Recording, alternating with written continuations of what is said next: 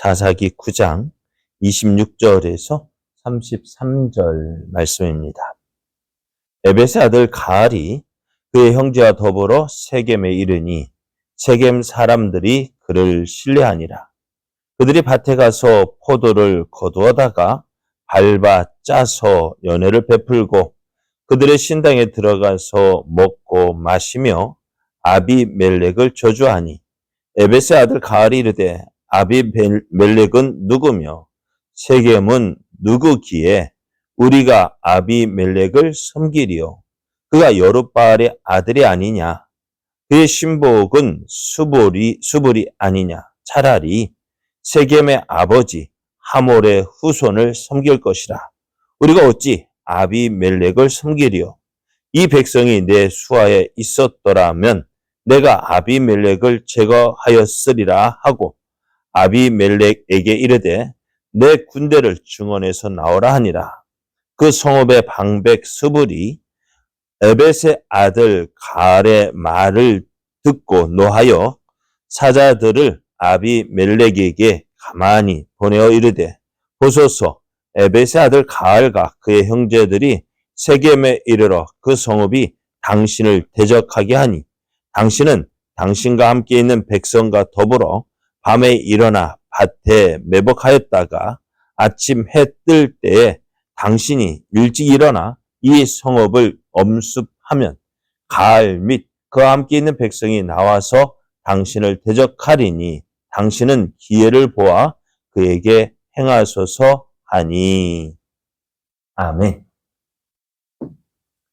할렐루야.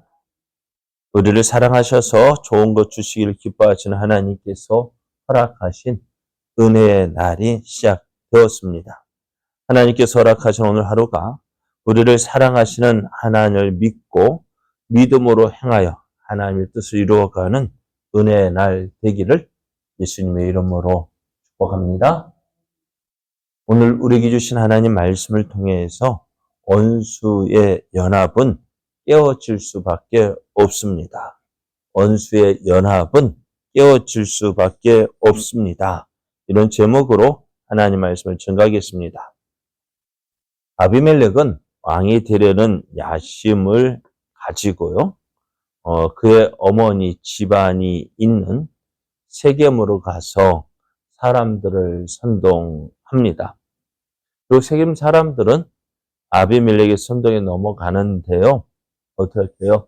야, 기드온의 아들 70명을 섬기는 게 낫냐? 아니면 한 사람을 섬기는 게 낫냐? 그래서 사람들이 생각하기 그러면서 나는 너희들의 고르기 아니냐? 내가 세겜 사람이 아니냐라고 이야기를 했습니다.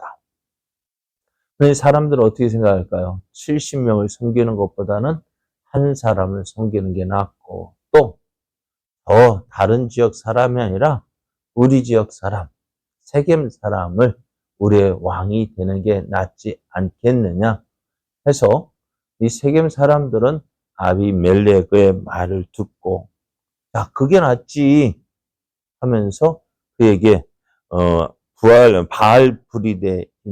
바알브릿 저들의 성전에서 은 70개를 내어 주었습니다.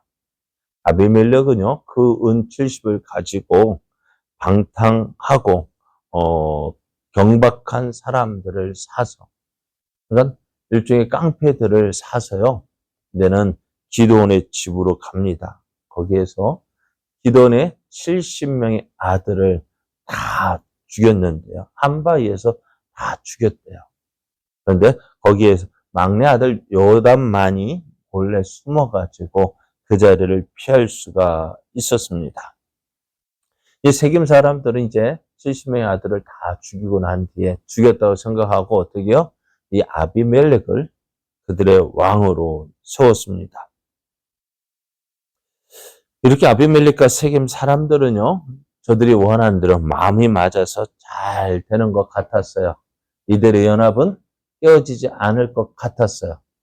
그런데 3년이 지나고 나서요, 어찌 되어지느냐. 이 아비멜렉과 세겜 사이에 뭔가 불만이 쌓이기 시작합니다. 또 이 일에 대해서 이 일에 하나님이 관여하셨다 말씀하시는데요.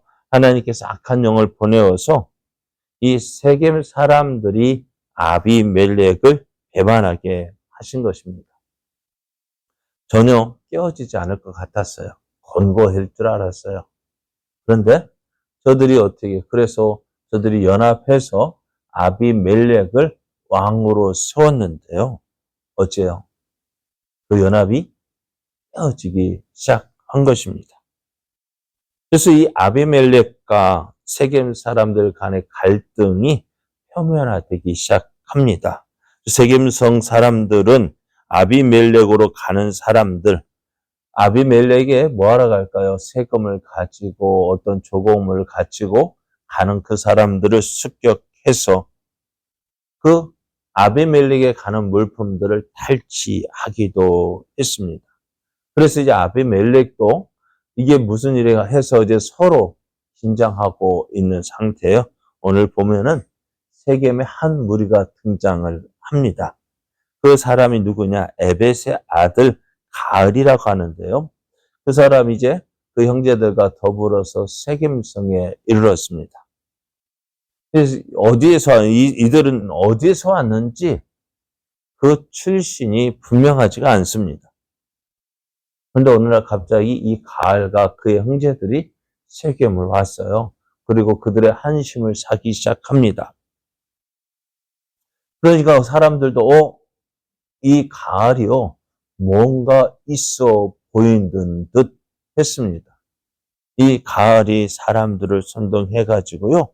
오늘 보면은 28절을 보면은 에벳의 아들 가을이 이르되 아비멜렉은 누구며 세겜은 누구기에 우리가 아비멜렉을 섬기리요. 그가 여룻바알의 아들이 아니냐. 그의 신복은 수불이 아니냐. 차라리 세겜의 아버지 하몰의 후손을 섬길 것이라. 우리가 어찌 아비멜렉을 섬기리요 하는 것입니다. 이 에벳의 아들 가알이요. 이 세겜섬 사람들의 마음을 읽었어요.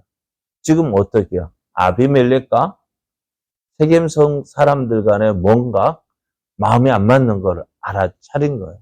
그래서 이 빈틈, 이 사이에 들어가서 야, 내가 이 아비멜렉과 맞서 싸울게. 야, 아비멜렉이 누구냐? 여룻바알 기도원의 아들 아니야? 그가 여기에 태어났다 하지만은 여전히 누구예요? 지금 보아라. 세겜에 있지 않거든요. 그러니까 세겜에 있지 않는 그를 우리가 섬길 이유가 뭐냐? 차라리 우리가 그 세겜성의 조상의 하몰을 섬기는 게 낫지. 어찌 아비멜렉을 섬기는 게 낫겠냐?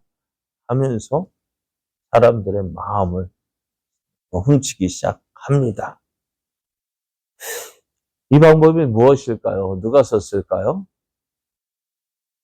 내가 어디 사람? 야, 아비멜렉 어디 사람이야? 세겜 사람 웃기고 있네. 세겜성 사람이라고 아냐. 차라리 우리가 그 세겜성 사람도 아닌 그를 우리가 왜 섬기냐? 그렇지 않다라고 얘기합니다.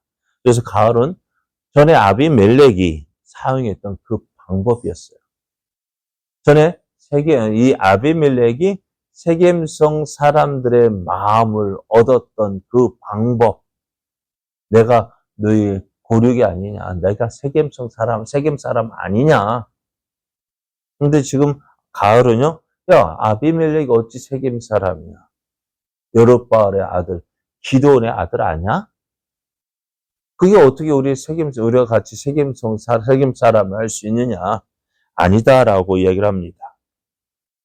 그래서 이 가을은요, 아비멜렉이 세겜의 지지를 얻어서 왕이 되었듯이 자신도 이 세겜성 사람들의 지지를 얻으면은 자신도 어떻게 왕이 될 것이다. 아비멜렉을 몰아내고 자신이 왕이 될 수 있을 것이라고 생각을 하고 많은 사람들 앞에서 이런 이야기를 공공연히 이야기를 한 거예요. 그런데 어찌 되었을까요? 이 가을이 세겜성 사람을 선동하고 있다는 소식은요, 아비멜렉에게 전해집니다.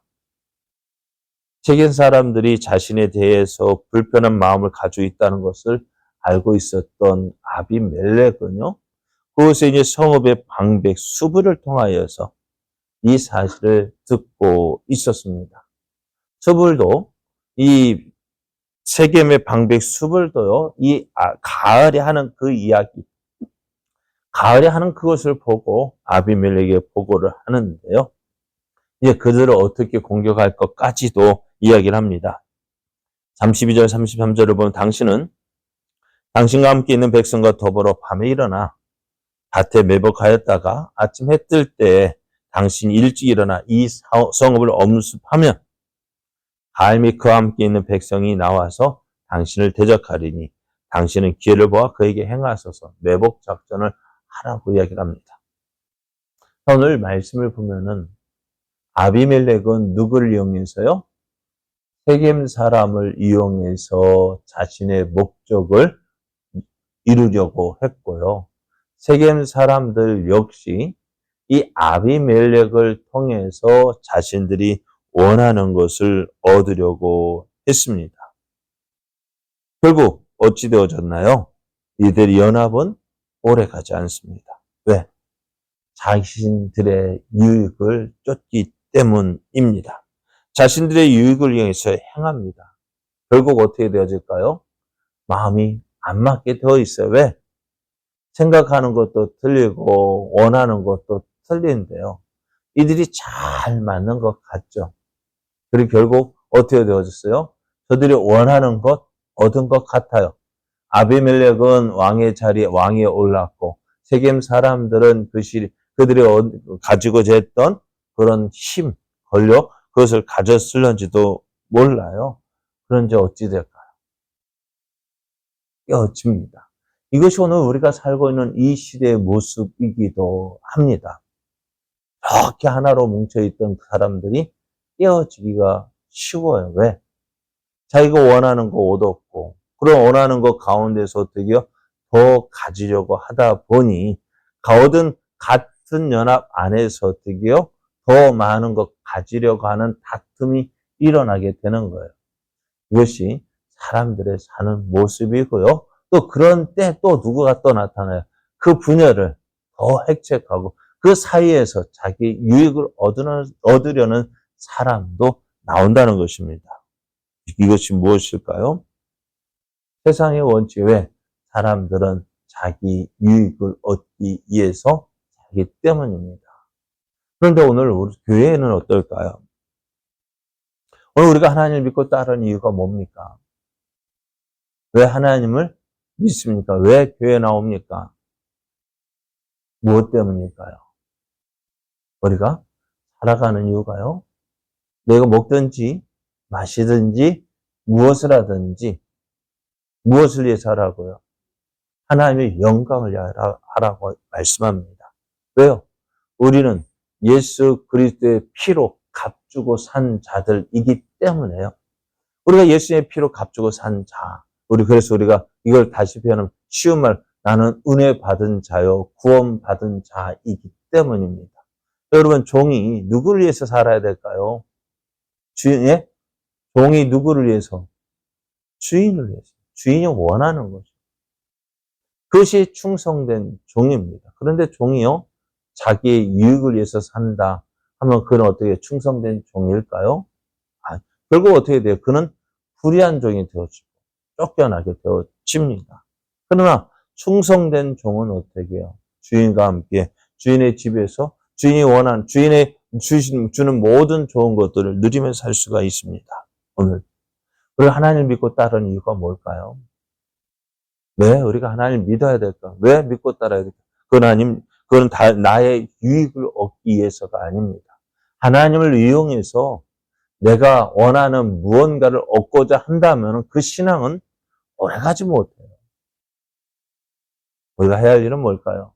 하나님의 은혜에 감사해서 하나님의 은혜가 너무너무 감사하기 때문에 또 우리를 사랑하신 그 하나님의 사랑이 너무나 크고 귀하기 때문에 하나님의 이 사랑, 이 은혜를 받은 우리 어떻게 그 사랑에 감격하여서 그 은혜에 감복해서 어떻게 하나님을 사랑하기 때문에 섬기는 거예요. 그래야 때 어떻게 해야 돼? 그 신앙이 오래 가는 것입니다. 하나님과의 연합도요, 마찬가지. 내 유익을 얻기 위해서 쫓는 것이 아니라 하나님을 어떻게 하면 기쁘시게 할까? 그러니까 왜 하나님을 기쁘시? 하나님의 은혜가 크고 귀하기 때문입니다. 오늘 원수들의 연합은 깨어질 수밖에 없지만 오늘 하나님을 사랑하고 하나님의 그 사랑하는 사람들이 모여서 하나님 함께 기뻐하는 우리 오직 하나님의 영광을 위하여서 하나님을 기쁘게 하기 위해서 살아가는 삶 되기 원합니다. 그래서 우리의 모든 것 통해서 하나님의 뜻이 이루어지고 하나님의 영광을 나타내고 또 많은 사람들이 우리를 통해서 하나님을 알게 되어지고 하나님께로 돌아오는 놀라운 역사. 그렇잖아요. 세상은 다 깨어질 수밖에 깨어지고 안 깨어질 것 같은데 다 깨어지는데 교회는 점점 하나가 되어지고 또 그 은혜와 사랑 안에서 또 더 잘 되어지고 통통케 되어지는 것 보여주는 그러한 믿음의 사람들 또 우리 믿음의 교회 되기를 예수님의 이름으로 축복합니다.